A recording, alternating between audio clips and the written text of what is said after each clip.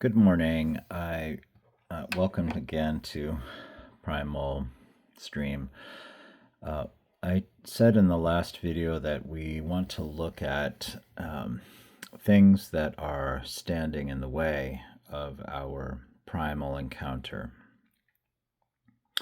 And just a refresher, primal encounter means the encounter with the essence of who a person is.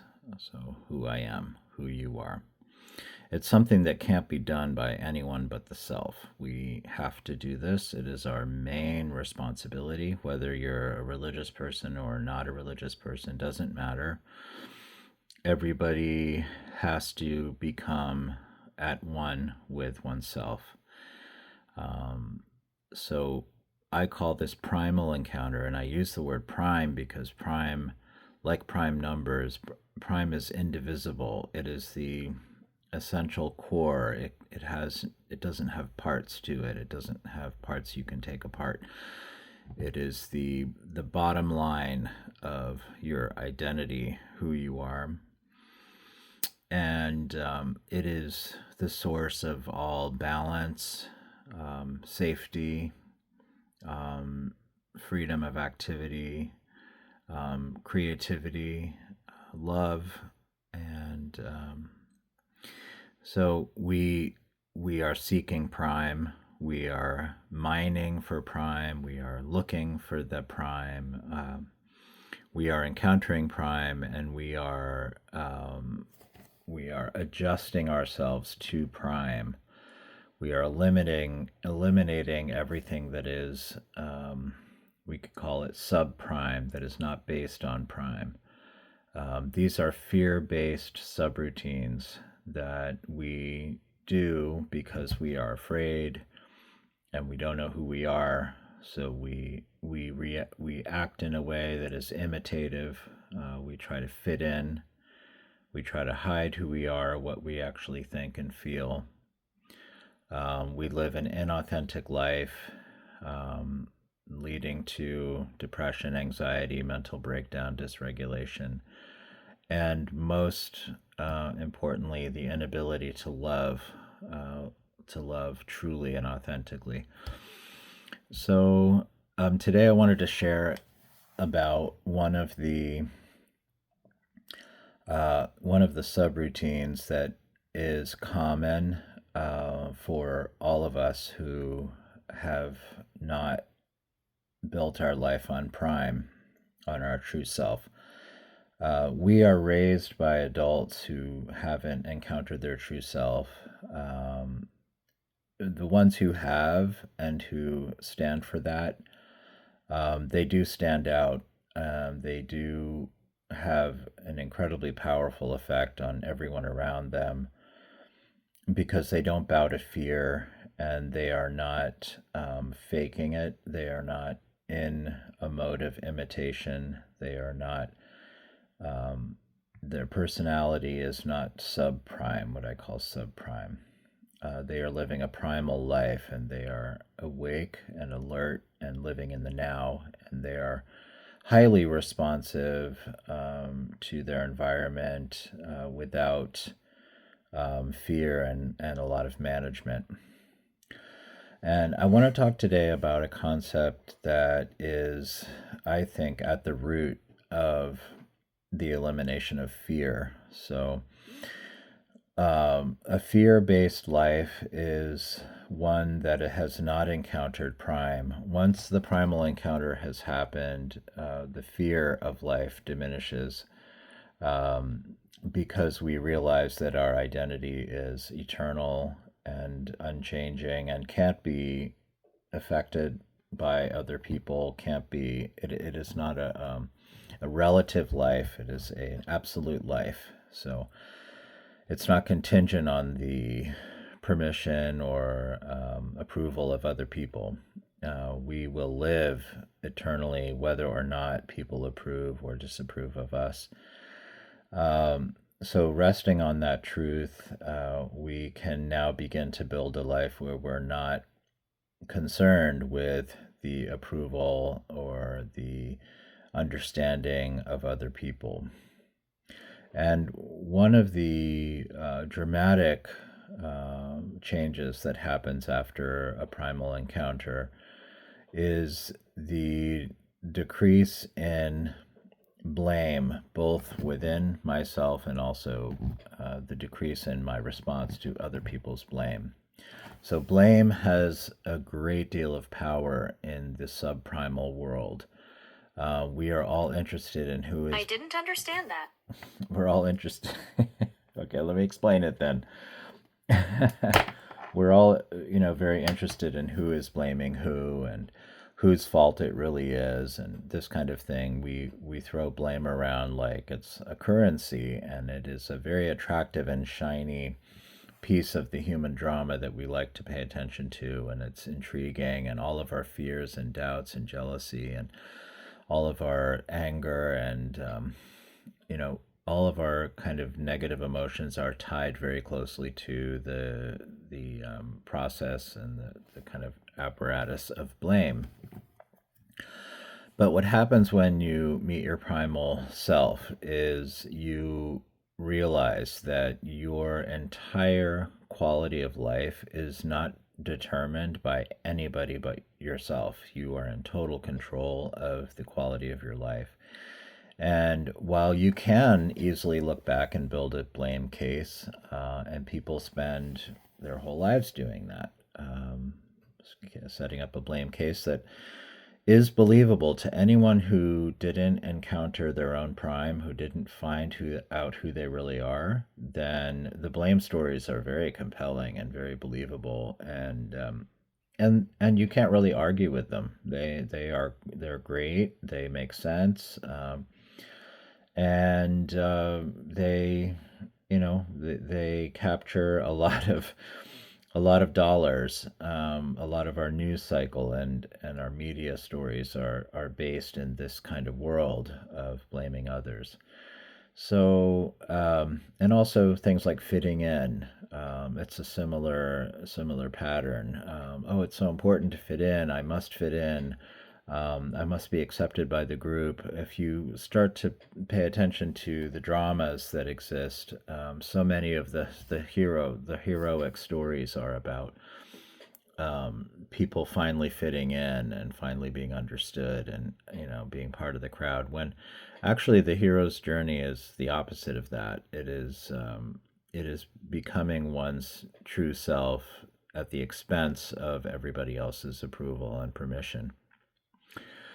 So I wanted to talk just briefly, and I'll keep this short, maybe just a couple minutes longer. One feature of encountering Prime is that the currency of blame no longer has any weight. So it doesn't help me in any way to identify whose fault something is, or to blame my country or my parents or my upbringing or the media or Hollywood or my own disposition, whatever. It doesn't um, ultimately bring me closer to who I am or the truth or to being a loving person if I keep a list of who is to blame for my suffering or that kind of thing. So it no longer has any value. So it is when we encounter Prime, it becomes effortless, really, to release blame. Uh, People say practice forgiveness, or it's so hard to forgive. But honestly, when you activate Prime, when you realize who you are, when you sit in the truth of who you are, really, there's no one to blame. You are going to find solutions for various bits of suffering and various character defects or patterns or whatever you want to call it. You'll find comfort and direction, and you don't need to blame anyone. So it just doesn't.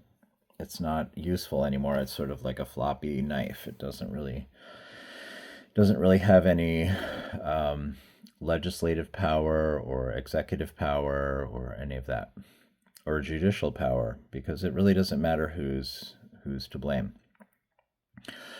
So, but the key that I wanted to share with you today is that once we resign our blame, or once we relinquish our blaming sort of subroutines and apparatus that we have in our mind, what also happens at the same time is we realize that everybody else's blame is also equally irresponsible and really sort of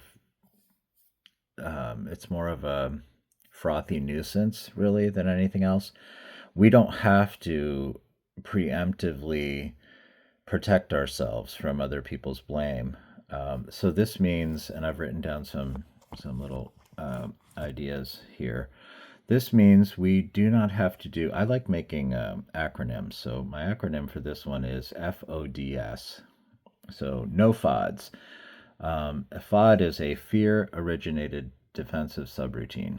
So if we are to not believe anymore that blame is part of the original world or part of any world that we want to be part of, then we shouldn't be spending any of our time preemptively protecting ourselves from other people's blame. This is not It's not a good way to live. You're not standing on the ground. You're standing on wishy-washy sand. So, what do I mean by fear originated defensive subroutines? These are we don't waste our precious time steering the opinions of other people. We don't stop to manage our image. We don't want to highlight our credibility. We don't want to protect our reputation. We don't want to control the narrative. We don't want to do any defensive or promotional maneuvers to enhance or protect our public persona. So it's one of the great benefits of living a primal life, I guess you could say, primal life, is that we are free from having to manage the blame and I'll keep it simple, the blame of other people. You can also apply it to, jealousy, misunderstanding, any kind of personal attack or what can I say? Characterization. People love to try to characterize you.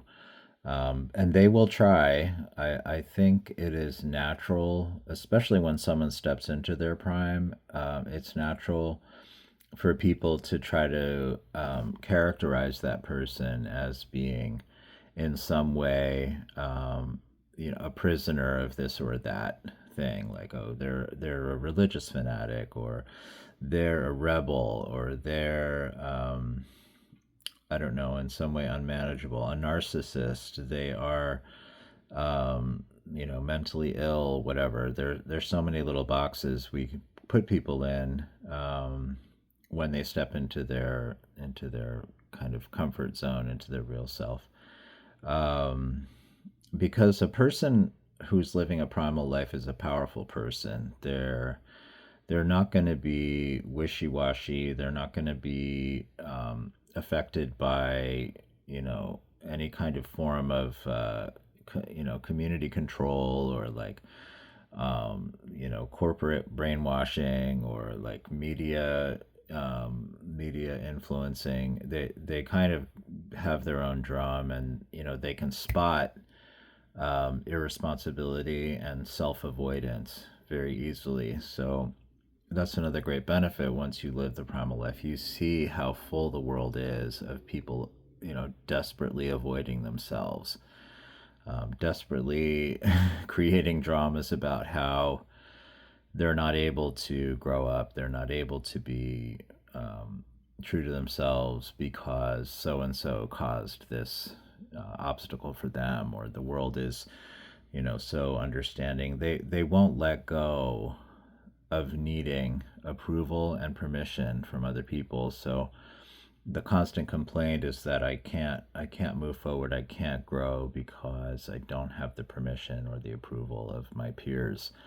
So I do believe that primal encounter requires an abandonment of approval and permission. You've got to decide that I will walk the path that goes directly to myself. It is not a path anybody else has walked, and it won't be. My instincts to look for signs and look for directions and using a map, you got to give it up, because the only way is to walk it with your own 2 feet into the darkness of a path that you haven't walked before. But I promise you, if you do walk that path and you do abandon all other concerns and just truly seek the undefiled self, you'll find it. And not only will you find it, but you will feel a love and an embrace and a home that you will carry with you for the rest of your life. So thanks for joining me, and we'll see you next time.